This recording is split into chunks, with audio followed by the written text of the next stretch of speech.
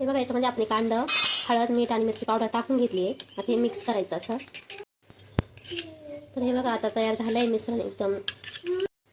आता आपल्याला बनवायची पोळी.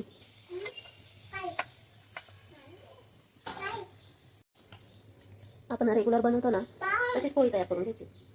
तेल लावायचं, पीठ टाकायचं, दुमडून घ्यायची.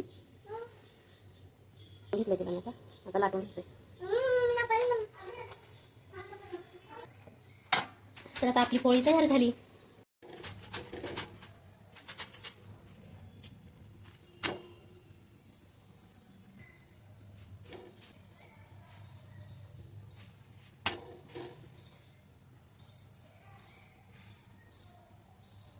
तर हे बघा, आपल्याला ही पोळी आहे ना अशी उघडायची आहे, अशी ह्या पद्धतीने अगदी अशी. ओके, तव्यावर टाकून त्यामध्ये आपण जे मिक्स केलं होतं ते अंड टाकून द्यायचे अशा प्रकारे. हे बघा, असं मिक्स करून घ्यायचं पूर्ण. असं ते असं बंद करून घ्यायचं.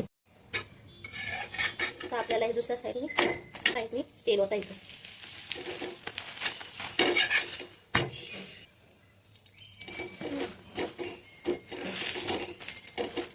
कसं फुगलंय.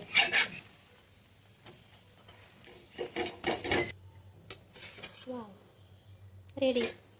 आपण खाऊ शकतो. पिझ्झा सारखे कट करायचं.